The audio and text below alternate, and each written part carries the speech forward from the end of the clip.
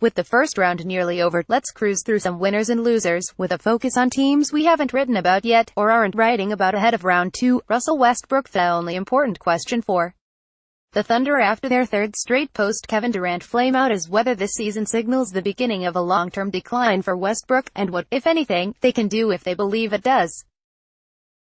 It's not really that Westbrook, after 4 knee surgeries in 6 years, is perhaps the worst high-volume three-point shooter ever. He is, but that's almost trivial, a punchline. He has always been a bad three-point shooter, he's just worse now, so bricky that opponents are braver taking an extra step away from him when he doesn't have the ball. And as has been the case for the entirety of his career, see last season's version of this same column, Westbrook has never been much interested in making himself useful when he doesn't have the ball. Paul George is the only long-range threat Thunder opponents guard off the ball. George running a pick-and-roll is the NBA's Jon Snow wielding a sword alone against an entire charging army meme. The real issue is that Westbrook's shot has deserted him inside the arc. He emerged as an MVP candidate in part because he became reliable, 40% plus, on what he calls his cotton shot, from the elbow. He hit 32% on jumpers from between 15 and 19 feet this season, per NBA.com. Of 104 players who attempted at least 3 pull-up jumpers per game, Westbrook ranked 104th in accuracy. Against Portland, he alternated between looking afraid to take them, and burying the Thunder under a pile of endless misses. His dunks are down, and he could not always summon the explosive mid-air fury that once busted conventional defenses. The Blazers dropped Enes Kanter far back in the pick-and-roll, and dared Westbrook to blow through them. Westbrook couldn't do it. His defense, overrated for years, came and went even in one of his most focused seasons. Portland's monster Game 5 fourth-quarter comeback started with a sloppy Westbrook closeout on C.J. McCollum in the right corner, opening the door for an easy floater, a sequence that would be repeated on the opposite side 4+ minutes later. He still dies on screens, loitering around half-court. In his MVP season, the Thunder could not survive without him. This season, they were a disaster whenever Westbrook played without George, while thriving in the opposite scenario. That continued in the playoffs. The Thunder were plus 13 in 39 George-only minutes against the Blazers. Portland obliterated them by 33 points in 32 Westbrook solo minutes, per NBA.com. Westbrook is still a very good player. I selected him third-team All-NBA. He's just not as good as he used to be. He lost some of what made him an MVP candidate, and refined none of the weak spots in his game. His Megamax contract runs through 2022-23, when Westbrook will be 34. The Thunder are capped out through at least 2020-21. Setting aside the James Harden trade, yeah, I know, Sam Presti has used magic to keep this thin, rickety roster afloat. He thinks years in advance, and tracks devalued young players, Victor Oladipo, for instance, because he knows they will carry trade cachet if an opportunity arises. He has somehow turned disgruntled players and bad contracts into semi-helpful things. Reggie Jackson became Enes Kanter, became Carmelo Anthony, became Dennis Schroeder. When does the music stop? A poor shooter needs shooters around him. Oklahoma City has been thin on shooting for Presti's entire run. His track record suggests a fetish for long, defense-first tweeners, and some faith the Thunder can teach such players to shoot. They have failed. Andre Roberson was dynamic enough on defense to thrive in the highest-stakes moments, but he's hurt. Most of the other long-shot bets busted. Most late first-round picks bust. Most second-draft prospects, e.g., Dion Waiters, just are what they are. If shooters who could survive on defense were easy to find, every team would have a bunch. But good teams stay good as their stars age because they nail a couple of long-shot bets. One of the Thunder stars, the remaining foundational Thunder star, the one they in many ways chose over Harden, appears to be aging, and aging badly. Presti surely has a plan, even as he appears pinned in by cap realities. Let's see what it is. Damian Lillard and the determined Blazers' lesser team, hell, most teams, would have broken apart after the 4-game humiliation New Orleans inflicted on Portland a year ago. The Blazers didn't run from it. They took time to hurt. They acknowledged weakness. And then, they fortified themselves. They didn't overhaul their system, on either end. They got better at it, and added new wrinkles. Lillard came back with new ways to skirt trapping defenses. They stormed out of the gate, survived a hellish winter schedule, and surged again in March and April. They believed, even after losing Yusuf Nurkic, their second-best player for much of the season. They knew they could win, but also that they could lose without fracturing. Losing no longer scared them. "There's nothing for us to be afraid of," CJ McCollum told me in November, because the worst has already happened. The Low Post podcast. ESPN's Zach Lowe talks to various basketball people about various basketball things. Listen now. They were ready for Oklahoma City's blitzing defense. Lillard picked the Thunder apart. He wore down the redoubtable Steven Adams. On one Lillard pick-and-roll midway through the third quarter of Portland's pivotal Game 4 win, Adams failed to rumble beyond the three-point arc. Lillard, perhaps surprised by the open space in front of him, walked into an easy triple to put Portland up 12. Billy Donovan then shifted Adams away from Portland's screen setters, and had him guard Maurice Harkless off to the side. It was surrender. It was merciful. A year ago, Lillard's confidence melted under pressure from New Orleans' trapping defense. You could see it. He broke. This time around, he broke the Thunder. The whole team played with poised ruthlessness. McCollum cooked pull-up jumpers, and rescued wobbly all-bench units. Portland's guards will never have classic postseason size, but the ability to make tough shots, to make something from nothing, is a must-have playoff skill, too. Al-Farouq Aminu, the Blazers' quiet soul, did a little of everything. Harkless scrounged for double digits. Bit players stepped up. The Blazers spent the season asking, why not us? Why can't we be the second-best team in the Western Conference? Why can't we make the conference finals? But perhaps even they didn't realize what they were really asking. If Durant departs Golden State, why can't we challenge for the NBA Finals? Maybe they'll never get there. Nurkic has a long recovery ahead. Zach Collins looks like a guy who can make the leap, but actually making it is a different thing. The cap is strangling them. They are always one bad playoff matchup from facing the same old questions about the smallish Lillard-McCollum backcourt. But right now, the Blazers look like a case study in persistence, proof there is value in staying good in a league that too often disparages prolonged goodness. Derek White. If you paid attention during the regular season, you knew White was good. I'm not sure anyone expected him to work as San Antonio's best player for much of its series against Denver, with a 36-point eruption in Game 3 that stood as the best single-game performance of the first round, a two-way masterpiece that bordered on perfection, until Lillard's 50-pointer. Foul trouble slowed White in Game 5. Tiny cracks emerged in his defense. But zoom out, and the Spurs must be thrilled with how at home he looks in the postseason hothouse. The Nuggets are ignoring him off the ball. White will have to shoot better from deep eventually, but it hasn't mattered. When his man dips into the paint to help, White skulks a few feet left or right, girds himself for a pass, and charges into the lane before his defender can figure out where he has gone. He reduced Jamal Murray to a quivering, uncertain mess, head turning frantically upon realizing he had sprinted to where White no longer was. Denver has since hit Murray on lesser threats. Once on the move, White has overwhelmed every Denver guard with sheer physicality. If he can't get around them, he just drives through them. On defense, White is doing everything the Nuggets need someone to do against him. He helps and recovers on a string, head up, never losing track of the ball or his man. He thinks one step ahead of the offense. I mean, look at this. White sees that DeMar DeRozan has left Will Barton to double Nikola Jokic. He begins rotating there. But he also knows Barton, in a hellish slump at that point in Game 3, probably doesn't want to shoot. He approaches him slowly, on balance, ready to pivot and intercept Barton's pass. White and DeJounte Murray, each drafted at number 29, should make a formidable long-term backcourt duo. What the Spurs have done avoiding any bottoming out, or anything close to it, since drafting Tim Duncan 22 years ago is remarkable. A counterfactual I'd love to see: how many games would the Spurs have won this season had they traded Kawhi Leonard for a more rebuild-oriented package centered on picks and younger players? DeRozan steadied them as a playmaker and scorer. He can and will play alongside the Murray-White duo. He bought White and Bryn Forbes time to grow. He added wins. But I wonder, how many? D'Angelo Russell averaged more than 19 points against the burly Sixers, and played with his usual fearlessness. The playoff stage did not shake him. But if you harbor doubts about Russell as a number one option against top competition, these playoffs deepen that anxiety. The Sixers dropped Joel Embiid back and invited Russell to take shots he likes, floaters, mid-rangers, off-the-bounce threes. They put larger-than-usual defenders on him, mostly Ben Simmons, and bet they could pressure him into more misses. They wagered he would not adapt.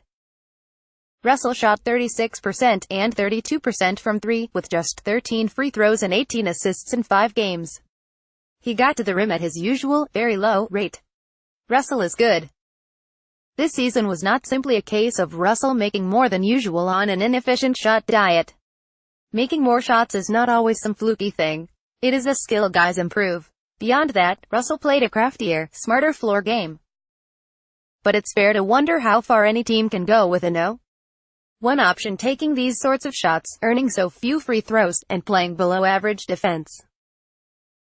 Caris LeVert looked like Brooklyn's best player before he busted his foot, and he began looking like it again against Philadelphia.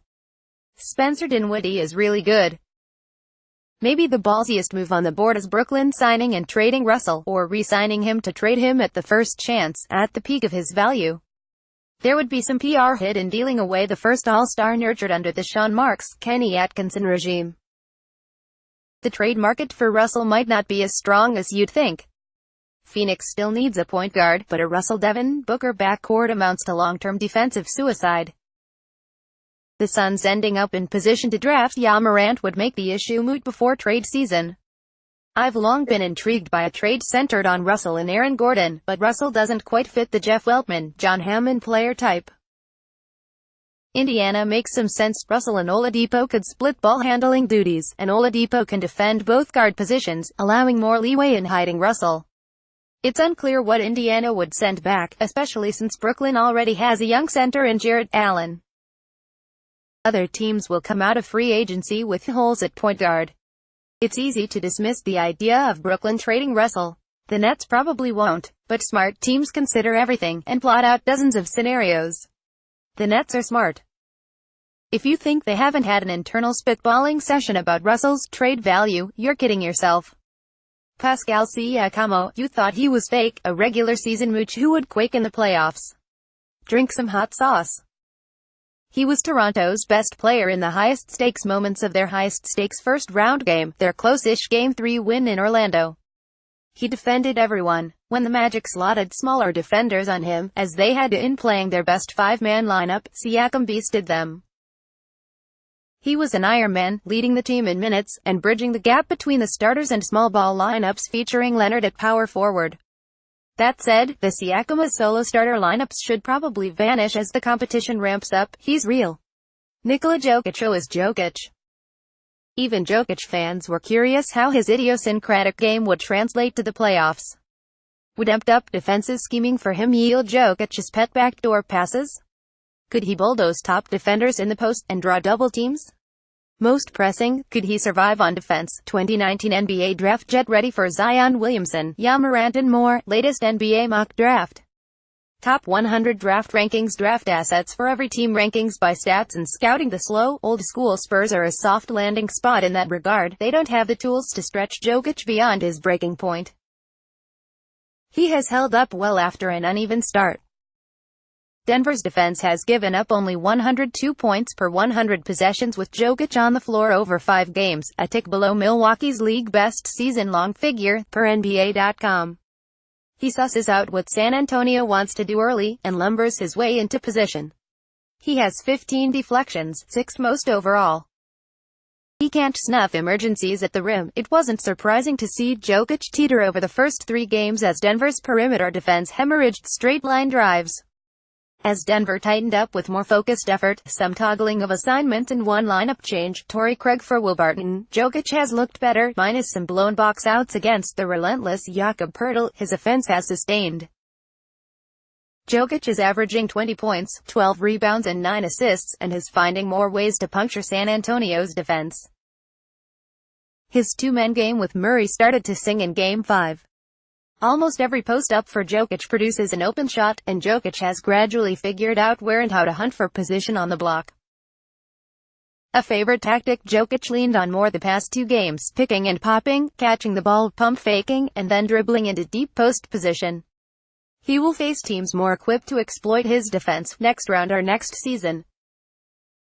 But Jokic belongs, and the Nuggets showed real mettle winning Game 4 in San Antonio after melting down a bit in Game 3, Utah, regular season team. Utah is now 2-8 over 2 postseasons against the Rockets. An interesting debate raging in league circles, is that more about a singularly bad matchup, and the Rockets being awesome, or might it signal that Utah is built for the regular season? It is probably some of both, though this good regular season backhanded compliment is a little reductive. It really just means not as good as the very best teams, and, like Utah is clearly good, perhaps the third best team in the West. The Jazz shot about 25%, preposterous, on wide-open threes, per NBA.com, hit at an average rate, and the series looks different. The Jazz are the better at producing good shots than making them, but this was an anomalous performance even by their standards. Every drop-back rim protector like Rudy Gobert is going to run into a problematic matchup at some point over 4 playoff series. If it weren't Houston and Harden, it would have been someone else. If your goal is a championship, you have to grapple with that. You need some other stylistic card to play. Clint Capella's switchability becomes more important in the playoffs. And yet, after the shock and awe of Games 1 and 2, some of it self-inflicted with a radical strategic shift, Utah's defense was sound. That includes Gobert. He has fared better against Golden State than you'd expect given his foot speed and the 5-out, go-go stylistic card the Warriors can play. This is true among Utah's perimeter players. Only Donovan Mitchell can exploit switching defenses that become more prevalent in the playoffs, and he's not great at it yet. He's not efficient from anywhere, and his assist-to-turnover ratio is not where it needs to be. He either misses too many easy kick-out passes or sees them and decides to force the issue. Some improvement will come with experience. Really, all of this hand-wringing over Mitchell, Westbrook, Russell, and even George makes you appreciate how transcendent you must be as a one option, how impossible, how rare, to elevate a normal roster into contention. Being an all-star isn't enough. Being all-NBA sometimes isn't enough.